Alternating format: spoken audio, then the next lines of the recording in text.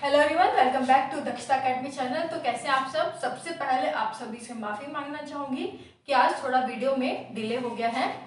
तो टॉपिक की बात करें तो हम इंडियन कॉन्स्टिट्यूशन के अंदर फंडामेंटल राइट्स या मूल अधिकार कर रहे थे, जिसमें हमने जो आपका राइट टू इक्वलिटी है, समता का अधिकार, वो हम कवर कर चुके हैं।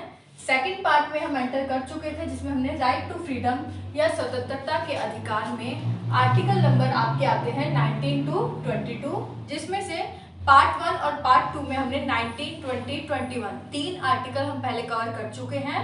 लास्ट आर्टिकल रह गया article number 22 right to freedom के अंतर्गत, इसे हम कंप्लीट कर लेंगे। एक और चीज, बार बार आप लोगों के कमेंट आते हैं, कोई भी वीडियो आपको चाहिए हो तो आप चैनल पर जाते हैं, दक्षता अकेडमी चैनल पर जाएंगे तो वहां पर आपका प्लेलिस्ट मिलेगी। प्लेलिस्ट में जाके आपको फोल्डर मिलेंगे डिफरेंट सब्जेक्ट्स के, इंडियन कॉन्स्टिट्यूशन के मिलेंगे, मतलब अलग अलग सब्जेक्ट के फोल्डर्स मिलेंगे। तो वहां जाकर आप फोल्डर्स पर क्लिक करेंगे तो आप वहां वीडियो देख सकते हैं, जो भी आपको वीडियो चाहिए।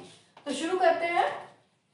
तो आर्टिकल 22 जो है आपका, एक और चीज जो हमने आर्टिकल 21 पिछली वीडियो में पढ़ा था, जिसमें हमने क्या आर्टिकल 21 क्या था, आपका जो जीवन का अधिकार एवं दैहिक स्वतंत्रता यानी कि right to life and personal liberty के बारे में बताया गया था आर्टिकल 21 के बारे में। और उसी से आपका गहरे तौर पर जुड़ा है आपका आर्टिकल 22। इसमें कहा क्या गया है कि जो आर्टिकल 22 में जो किसी व्यक्ति की अगर गिरफ्तारी होती है, किसी व्यक्ति को अगर डिटेन किया जाएगा, निरोध उसका किया जाता है, तो किस आधार पर उसे डिटेंशन किया जाएगा। क्योंकि आर्टिकल 21 में हमने पढ़ा था कि प्रत्येक व्यक्ति को जीवन का अधिकार है और जो है पर्सनल लिबर्टी है, अब दैहिक स्वतंत्रता है। लेकिन अगर उसकी दैहिक स्वतंत्रता से उसे वंचित किया जाता है, उसे पर्सनल लिबर्टी छीन ली जाती है, तो ऐसे कौन से लॉज होंगे जो कि संसद के द्वारा बनाए जाएंगे, संसद के द्वारा ऐसी कौन सी विधि बनाई जाएगी जिसके माध्यम से, ऐसी कौन सी शर्तें होंगी जिसके माध्यम से किसी व्यक्ति की जो पर्सनल लिबर्टी है, आपकी पर्सनल लिबर्टी या जो दैहिक स्वतंत्रता है, उससे वंचित किया जाएगा और उसे निरोध या डिटेन किया जा सकेगा। तो ये हम आर्टिकल 22 में पढ़ेंगे, जिसमें आपका बताया गया है कि किन कंडीशंस पर, किन दशाओं में किसी व्यक्ति की अगर गिरफ्तारी हुई है या उसे निरोध किया गया है तो उसे संरक्षण प्राप्त हो सकता है। मतलब किस कंडीशंस में अगर कोई व्यक्ति अरेस्ट या डिटेंशन, अगर किसी को डिटेन किया गया है तो किस आधार पर उसे प्रोटेक्ट किया जा सकेगा, इसके बारे में बताया गया है आर्टिकल 22 में।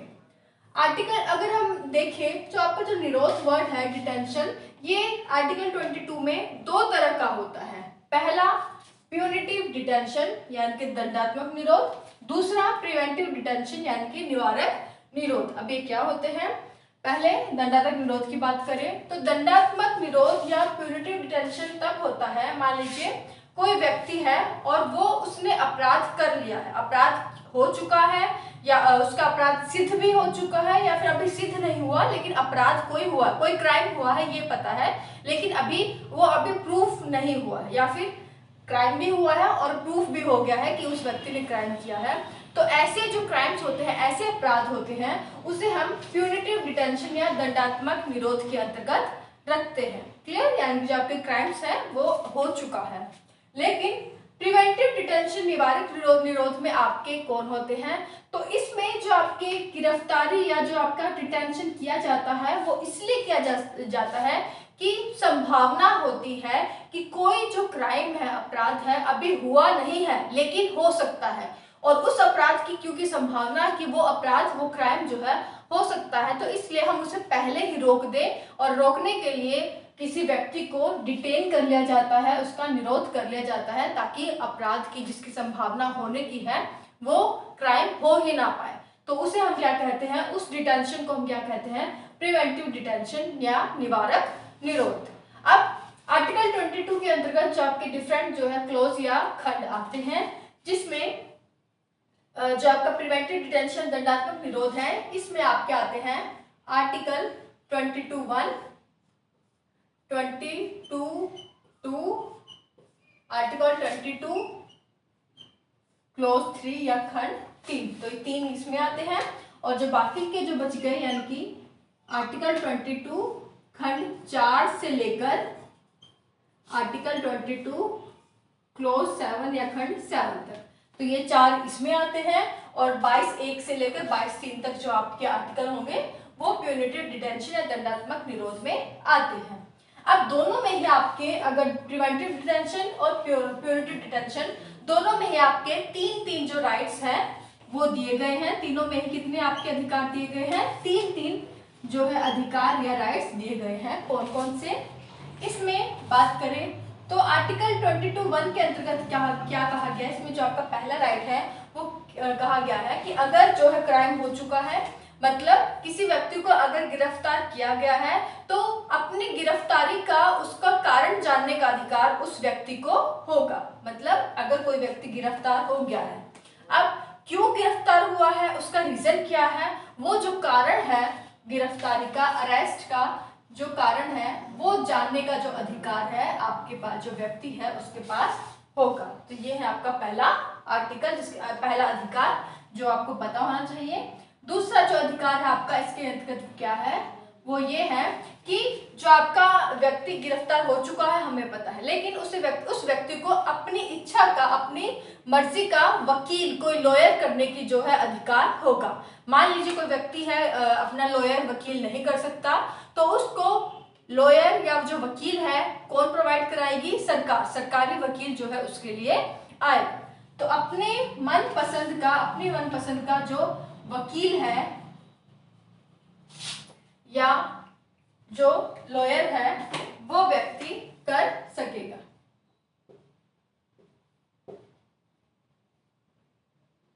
फिर तो अपने मनपसंद का वकील या लॉयर व्यक्ति कर सकेगा। अगर वो नहीं कर पा रहा है किसी कारणवश, अगर उसके पास उतने रुपीस नहीं है, तो सरकार की तरफ से उसे वकील जो है वो प्रोवाइड कराया जाता है।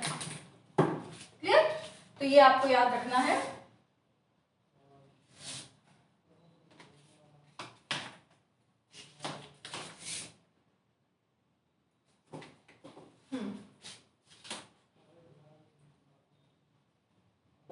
और तीसरा जो इसमें आर्टिकल है, तीसरा जो राइट मिलता है अधिकार, वो क्या है कि 24 घंटे के अंदर जो आपका व्यक्ति गिरफ्तार हुआ है, जो आपका पर्सन गिरफ्तार हुआ है, तो 24 घंटे के अंदर विदिन 24 आवर्स उसे किसी समीपी, किसी कोई भी जो आपका पास का जो मैजिस्ट्रेट है उसके सामने उसे प्रस्तुत करना जरूरी है। मतलब पहला अधिकार क्या मिला है आपको? व्यक्ति जो गिरफ्तार हुआ है, गिरफ्तार का कारण क्या, क्यों उसे अरेस्ट किया गया है, वो पता होना चाहिए। दूसरा जो राइट है इसमें हमारा क्या मिला है कि उसको अपने मनपसंद का वकील करने का अधिकार है। अपने मनपसंद का वकील कर सकेगा। अगर वो नहीं कर पा रहा है किसी कारणवश, तो सरकार की तरफ से उसे वकील प्रोवाइड किया जाता है। तीसरा उसको पास जो क्या राइट है कि जो व्यक्ति गिरफ्तार हुआ है उसे 24 घंटे के अंदर जो है क्या है, मजिस्ट्रेट के समक्ष जो है प्रस्तुत किया जाना चाहिए। तो 3 जो है आपके आर्टिकल आते हैं प्यूनेटिव डिटेंशन के अंतर्गत। 3 राइट जो व्यक्ति को है वो मिलते हैं। इसमें से जो आपका बाकी 2 तो ठीक है, आपके नागरिक मिलेंगे, लेकिन जो आपका 24 घंटे वाला है, ये जो आपका ये आर्टिकल 22(3) है, ये जो अधिकार है आपका 2 कंडीशंस में नहीं मिलता। 22(3) है, इसमें आपके 2 एक्सेप्शंस बताई गई हैं आर्टिकल 22(1) और 22(2) से रिलेटेड। 22(1) में क्या था? कारण पता होना चाहिए, 22(2) वकील कर सकता है, और 22(3) में 24 घंटे वाली बात के साथ साथ एक और चीज बताई गई है। इसमें आपके 2 एक्सेप्शंस दिए गए हैं जो कि 22(1) और 22(2) से रिलेटेड है। मतलब जो आर्टिकल 22(1) है और 22(2) है, किन 2 परिस्थितियों में लागू नहीं होगा। तो उसमें जो आपकी पहली कंडीशंस हैं वो ये है कि अगर कोई व्यक्ति है जो हमारा शत्रु देश से है, किसी ऐसे देश से है जिससे कि हमारे संबंध ठीक नहीं है, उस देश के साथ हमारा अगर युद्ध हुआ है हमारे देश का, तो उस देश का अगर कोई व्यक्ति है तो उसे जो है उसके लिए यहाँ पर एक्सेप्शंस है कि उस व्यक्ति को 22(1) और 22(2) के जो अधिकार है वो नहीं मिलेंगे। और दूसरी चीज जो है, अगर जो है किसी परिस्थिति में जो आपका निवारक निरोध अधिनियम या प्रिवेंटिव डिटेंशन एक्ट जो है वो लागू हो रखा हो और उस दौरान जो है किसी व्यक्ति की गिरफ्तारी हुई हो, तो तब भी जो है आपके 22(1) और 22(2) उस व्यक्ति को अधिकार नहीं मिलेंगे। क्लियर? तो ये पूरा है आपका प्यूनिटिव डिटेंशन या दंडात्मक निरोध के बारे में। अब रह गए हमारे प्रिवेंटिव डिटेंशन, निवारक निरोध। इसके बारे में देखें तो इसमें भी जो हमने बात की थी इनमें आपके टोटल 3 जो अधिकार आपको मिलते हैं वो क्या है। पहला अधिकार ये है कि जिस व्यक्ति को डिटेन किया गया है, जिस व्यक्ति को निरोध किया गया है, तो उस व्यक्ति को मैक्सिमम आप जो उसको डिटेंशन उसका कर सकती हैं वो कितने दिन तक कर सकते हैं, तो मैक्सिमम 3 महीने तक आप किसी व्यक्ति को जो है डिटेन या निरोध कर सकती है।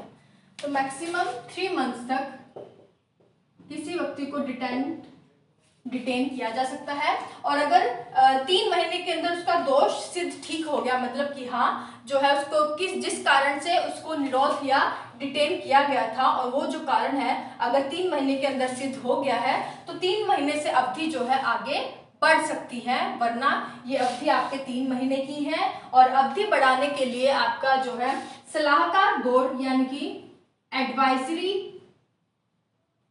कमेटी जो आपकी होगी उसके आदेश पर भी जो है आपके 3 महीने से जो है ये अवधि आगे बढ़ सकती है, वरना 3 महीने की अवधि तक किसी व्यक्ति को निरोध किया जा सकता है। बाद में जो आपका 44th कॉन्स्टिट्यूशन अमेंडमेंट आया, 44वां संविधान संशोधन, उसके माध्यम से इस 3 महीने की अवधि को 2 महीने करने की कोशिश की गई, लेकिन अभी तक उसके लिए जो है कोई नोटिफिकेशन जारी नहीं हुआ। तो हाल फिलहाल में ये जो आपकी अवधि है ये 3 महीने ही है। अगर इससे ज्यादा बढ़ानी है तो आपको एडवाइजरी कमेटी या सलाहकारी बोर्ड की जो है उसका आदेश लेना जरूरी होता है। दूसरा जो अधिकार है वो ये है कि जो व्यक्ति को डिटेन किया गया है, निरोध किया गया है, उस व्यक्ति को ये अधिकार होगा कि वो ये जाने, उसको ये पता होना चाहिए कि किस कारण, कौन से रीजन से उसे जो है डिटेन या निरोध किया गया है। तो उसे रीजन क्या है, क्या उसका जो कारण है निरोध किए जाने का, तो उसे अधिकार होगा व्यक्ति को कि वो ये कारण जान सके। और इसमें तीसरी चीज आपको बताई गई है कि ठीक है, अब उसे पता लग गया कि मुझे इस कारण से निरोध किया गया है, डिटेन किया गया है। अब अगर वो उसके अगेंस्ट जो है आगे अपील करना चाहे तो उसको अपील करने के लिए अनुमति मिलती है।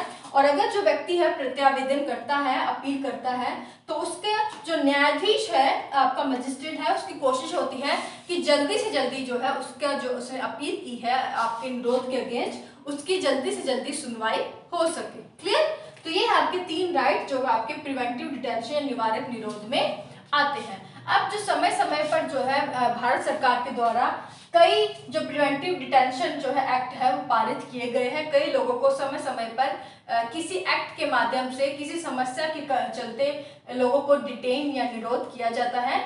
जैसे कि सबसे पहले प्रिवेंटिव डिटेंशन एक्ट के निवारक निरोध अधिनियम है, वो पारित किया गया 1950 में, जिसके आधार पर लोगों को डिटेन किया गया।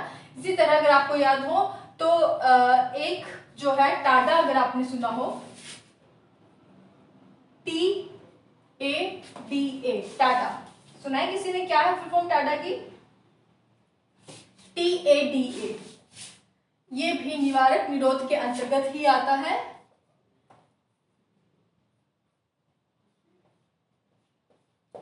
टाडा क्या है? The terrorist and disruptive activities act.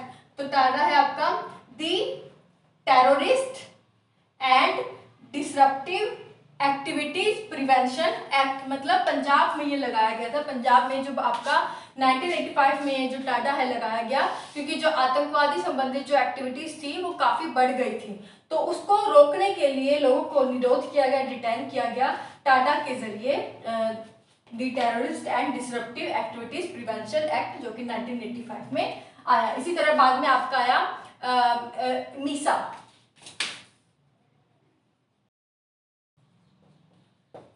तो मीसा है आपका maintenance of internal security act, internal security, आंतरिक सुरक्षा को मेंटेन करने के लिए 1971 में ये जो है एक्ट पारित किया गया। मतलब समय समय पर जो है निरोध यानी आपके जो प्रिवेंटिव डिटेंशन जो एक्ट है वो पारित किए गए हैं, ताकि जो है अपराध को होने से पहले ही रोका जा सके, क्राइम्स को होने से पहले ही रोका जा सके इन निवारक निरोधों के माध्यम से। क्लियर? तो ये था आपका आज का टॉपिक आर्टिकल 22। छोटा है, आसान भी है, याद करना है इसमें मेनली बताया गया है कि अगर कोई जो व्यक्ति गिरफ्तार हो जाए, अरेस्ट हो जाए या उसको डिटेन कर लिया जाए, निरोध कर लिया जाए, तो किस आधार पर उसे संरक्षण मिल सकता है, मतलब उसे कौन कौन से उस दौरान अधिकार मिलते हैं और किस आधार पर वो है उन अगर कोई व्यक्ति को इलीगली अगर कोई मतलब अरेस्ट कर लेता है तो किस आधार पर वो छूट सकता है। जैसे कि अगर कोई व्यक्ति है, अगर सरकार पुलिस के द्वारा अगर उसे गिरफ्तार कर लिया गया है तो मैक्सिमम जो है 15 दिन की अवधि के लिए उसे कस्टडी में लिया जा सकता है। तो मैक्सिमम 15 दिन की कस्टडी में वो रहता है, आपका जो आपकी पुलिस कस्टडी में रहता है। अगर उससे ज्यादा आपको किसी व्यक्ति को पुलिस कस्टडी में रखना है तो आपका न्यायालय के द्वारा एक अनुमति लेनी पड़ती है, जिसके बाद उसे 15 दिन की अवधि से ज्यादा मतलब जुडिशियल कस्टडी में रखा जा सकता है। उसके बाद भी अगर 15 दिन की अवधि पूरी हो गई और 15 दिन की अवधि के बाद आगे अनुमति ले ली जुडिशियल कस्टडी में रखने के लिए, और उसके बाद अगर 90 दिन में उस व्यक्ति के अगेंस्ट जो आपकी इन्वेस्टिगेशन चल रही थी वो फिर भी अगर वो इन्वेस्टिगेशन है वो पूरी नहीं हो पाई है, प्रूफ नहीं हो पाया है, तो व्यक्ति को क्या किया जाएगा, तो फिर उस व्यक्ति को जमानत या बेल दे दी जाएगी। क्लियर? तो आप देख सकते हैं कि किन आधारों पर ये सब, इसके बारे में जो आपके पूरे प्रावधान है ये आपके आर्टिकल 22 में दिया गया है कि अगर जो इलीगली अगर जो पुलिस अगर आपको अरेस्ट करती है तो उसके अगेंस्ट आपको क्या क्या अधिकार मिले हैं।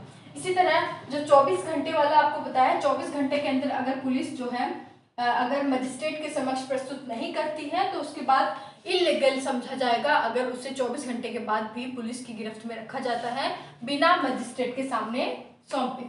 और एक और चीज, 24 घंटे में, इन 24 घंटे में वो वक्त आपका शामिल नहीं है जैसे कि जहां उसे गिरफ्तार किया गया है और वहां से ले जाकर जहां मजिस्ट्रेट के सामने उसे प्रस्तुत करना है, तो इस दौरान यहाँ पहुंचने में जितना उसे समय लगा है तो ये समय 24 घंटे में ऐड नहीं होता है। क्लियर?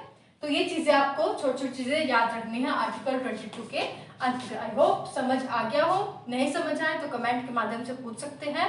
और अगर आपको कोई वीडियो नहीं मिलती है तो प्लीज प्लेलिस्ट में जाकर देख लें कौन कौन से सब्जेक्ट की वीडियोस अवेलेबल है, कौन कौन सी वीडियो है, तो आपको मिल जाएगी। आज के लिए बस इतना ही। Thank you so much. ध्यान रखिए अपना, टेक केयर।